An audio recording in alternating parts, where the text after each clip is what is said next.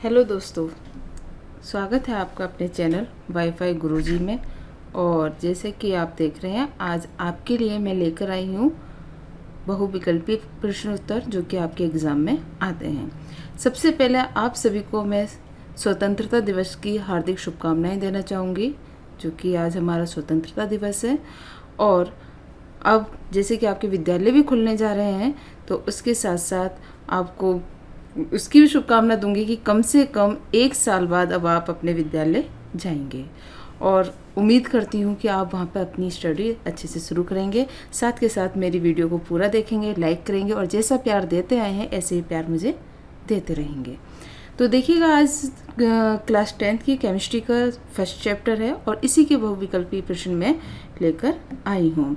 तो इसमें क्या है कि जो हमारे बहुविकल्पीय प्रश्न हैं, तो इसको हम क्वेश्चंस के रूप में लेंगे और उसको मैं आपको समझाऊंगी कि किस तरीके से इसका आंसर आएगा, ठीक है। और कहीं भी अगर आपको कोई प्रॉब्लम है तो आप मेरे से इंस्टाग्राम पे पूछ सकते हैं, क्योंकि इंस्टाग्राम पे मेरे से काफ़ी बच्चे जुड़े हुए भी हैं और जो कि मेरे से उनके क्वेश्चंस को वो पूछते रहते हैं और मैं उनके जवाब भी देती हूँ। साथ के साथ में टेलीग्राम का भी हमारा चैनल है, इसी नाम से है, जिस पर कि मेरे हाथ के लिखे हुए नोट्स हैं और जिससे कि आप अपने नोट्स बना सकते हैं। तो अब देखिएगा बच्चों, इसमें आपका पहला क्वेश्चन आता है कि हवा में जलाने से पहले मैग्नीशियम रिबन को सैंड पेपर से रगड़कर साफ किया जाता है। या फिर हम इस क्वेश्चन को इस प्रकार से भी कह सकते हैं कि वायु में जलाने से पहले मैग्नीशियम रिबन को साफ क्यों किया जाता है। ये आपका अति लघु में क्वेश्चन आ सकता है कि क्यों किया जाता है, और ये आपका बहुविकल्पी में प्रश्न है कि साफ किया जाता है। तो इसके आपको 4 ऑप्शंस दिए गए हैं। पहला ऑप्शन आपका दिया गया है कि रिबन की सतह को चमकदार बनाने के लिए, या रिबन की सतह से मैग्नीशियम ऑक्साइड की परत को हटा देने के लिए, या फिर रिबन की सतह से मैग्नीशियम कार्बोनेट की परत हटा देने के लिए, और ऑप्शन 4 आपका आता है रिबन की सतह से नमी निकालने के लिए।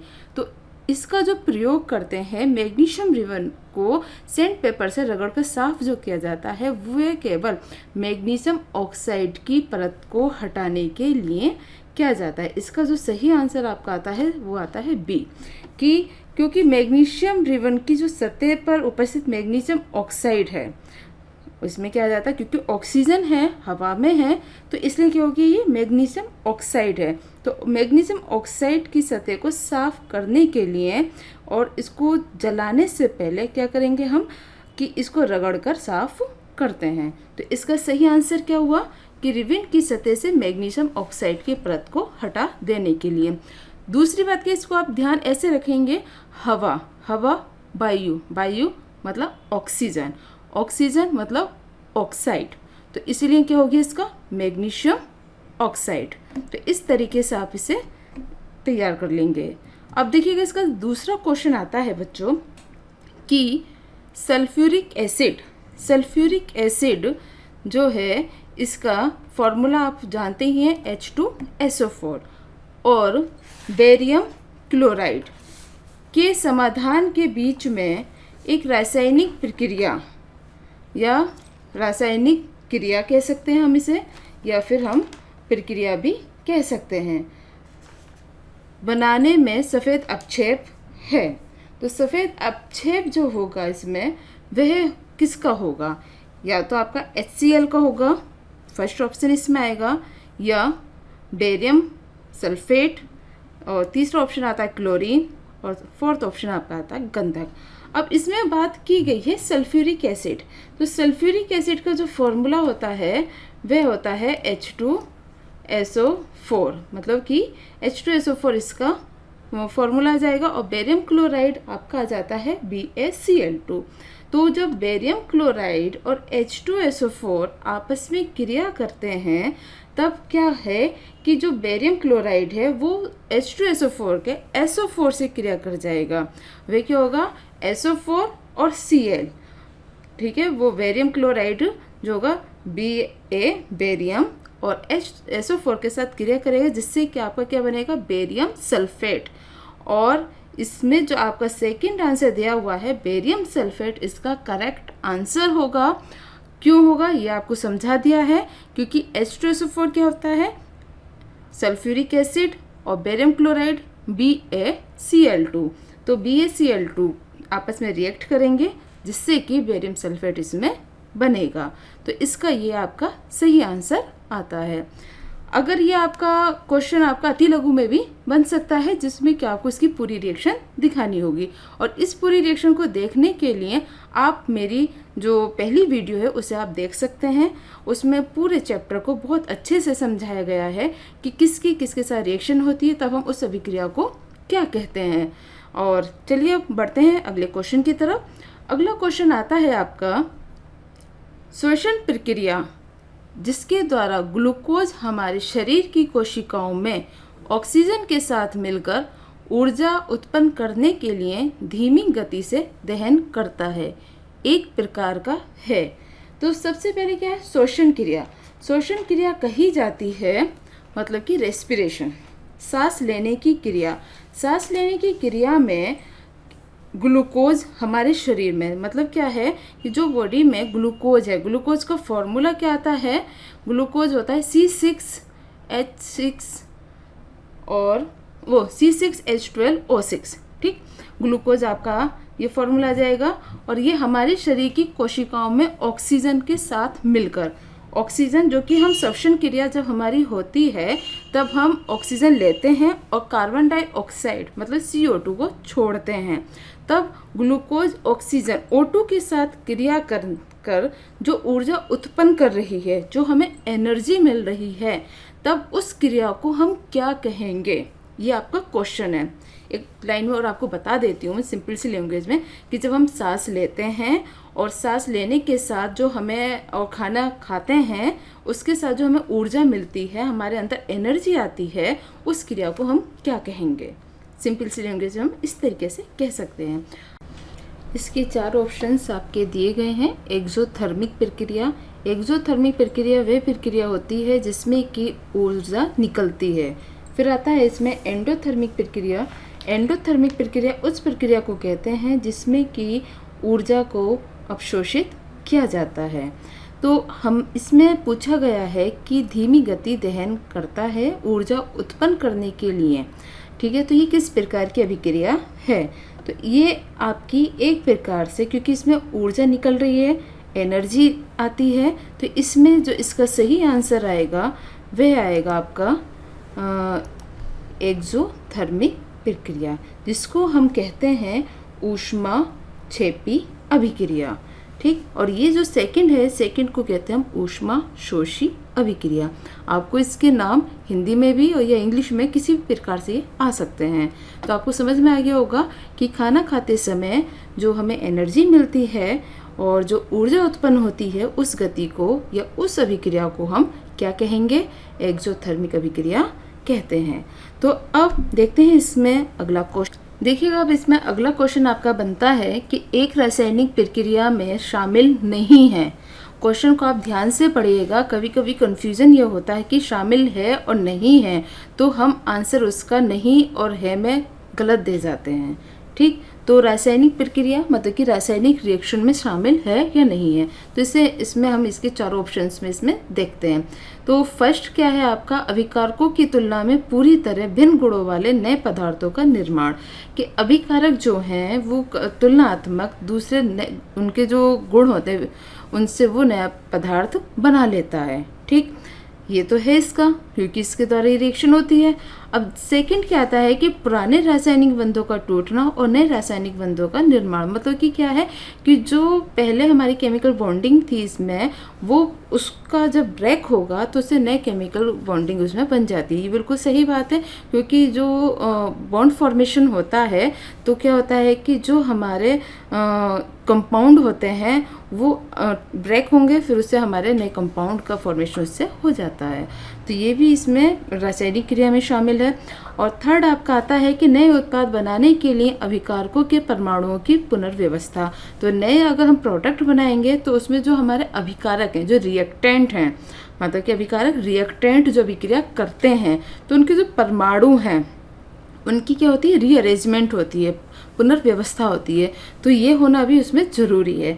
तो ये तीनों ऑप्शंस तो आपके इसमें शामिल हैं, लेकिन हमारा डी ऑप्शन जो आया है, नए उत्पाद बनाने के लिए एक तत्व के परमाणु को दूसरे तत्व के परमाणु में बदलना, तो ये इसका आंसर है, क्योंकि ये रासायनिक अभिक्रिया में शामिल नहीं है कि जब हम नया प्रोडक्ट बनाएं या नया उत्पाद बनाएं तो उसके लिए एक तत्व के परमाणु को दूसरे तत्व के परमाणु में बदलना नहीं जाता, तो इसलिए मतलब कि उसमें बदलना जरूरी नहीं है।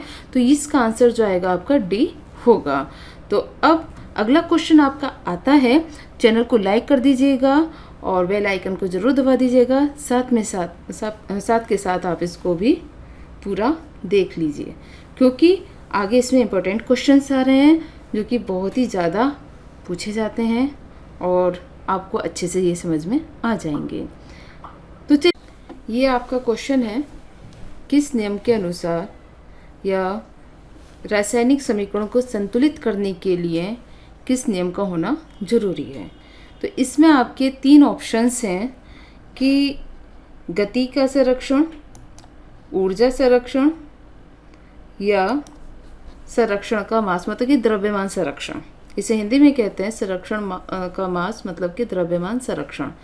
तो रिएक्शन के लिए ज़रूरी होता है द्रव्यमान, तो इसका जो सही आंसर आएगा वह आएगा 3rd, क्योंकि गति संरक्षण नहीं है इसमें, ऊर्जा का नहीं है, आपका क्या है, द्रव्यमान का है, तो इसलिए इसका आंसर आता है द्रव्यमान का संरक्षण। तो अब अगला क्वेश्चन आपका आता है कि भोजन को खराब होने से बचाने के लिए नीचे बताए गए सभी तरीकों का इस्तेमाल किया जा सकता है सिवाय, मतलब कि कौन से 2 तरीके ऐसे हैं जिनको छोड़कर हम भोजन को खराब होने से बचा सकते हैं। भोजन को एयर टाइट कंटेनर में स्टोर करना, भोजन को फ्रिज में रखना, या भोजन को साफ और ढके हुए बर्तनों में रखना, भोजन को हमेशा साफ हाथों से छूना। मतलब क्या है, क्वेश्चन को एक बार और समझ लीजिएगा आप कि भोजन को खराब होने से बचाने के लिए किस तरीके का इस्तेमाल हम करते हैं, मतलब कि हमारा भोजन खराब नहीं हो, हम ऐसा कौन सा तरीका अपनाएं जिससे कि वह सही रहे। समझ में आ गया क्वेश्चन। अब इसका आंसर आप समझिएगा कि भोजन को एयरटाइट कंटेनर में स्टोर करना। ठीक है, भोजन को एयरटाइट कंटेनर में स्टोर कर लेंगे, लेकिन ज़्यादा समय तक उसमें भी वे नहीं रुक सकता, तो इसमें भी सुरक्षित नहीं है। दूसरा आता है भोजन को फ्रिज में रखना। फ्रिज में भी एक लिमिट होती है कि उसमें भी वे ज़्यादा सुरक्षित नहीं रह सकता। 3rd ऑप्शन आता है कि भोजन को साफ और ढके हुए बर्तनों में रखना। ये सही है, क्योंकि भोजन को साफ और ढके हुए बर्तनों में रखना जरूरी होता है। 4th आता है आपका भोजन को हमेशा साफ हाथों से छूना चाहिए, तो इससे भी भोजन क्या है, सुरक्षित रहता है।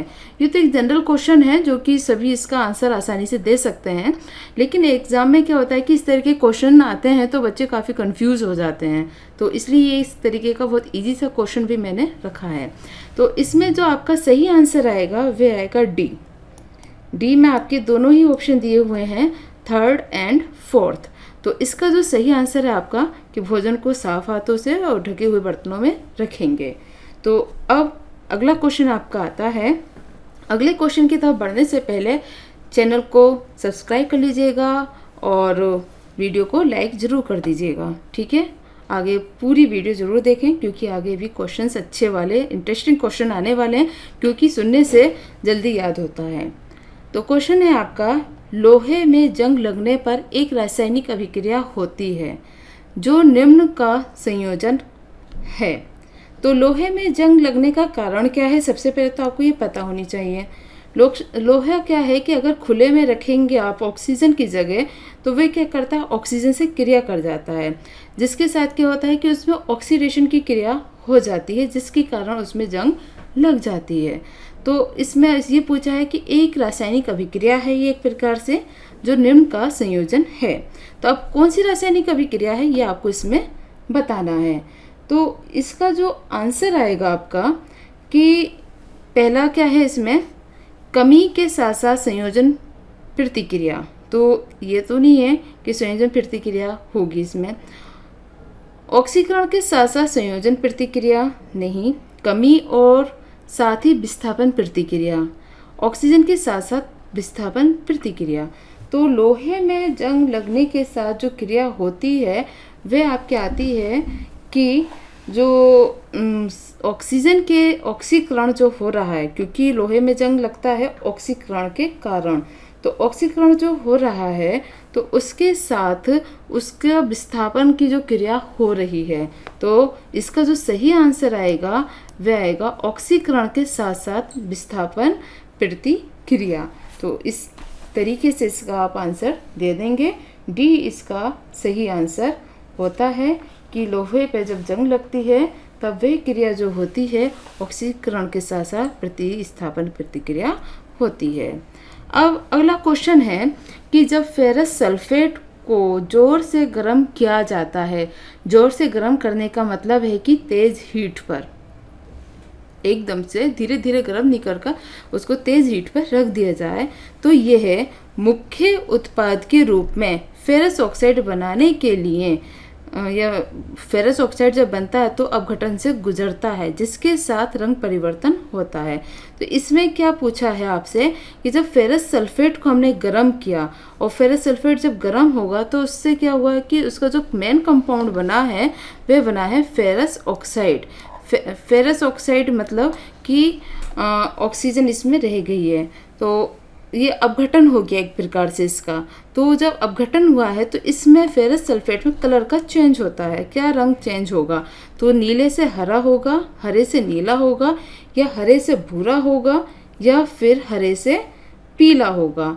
तो इसका जो सही आंसर आएगा वह आएगा आपका डी, क्योंकि फेरस सल्फेट को जब हम गर्म करते हैं, तेज़ी से गर्म करते हैं और वह अपघटन होकर फेरिक ऑक्साइड में चेंज होता है, तब वह हरे से पीला हो जाता है। तो इसका सही आंसर आप देंगे हरे से पीला।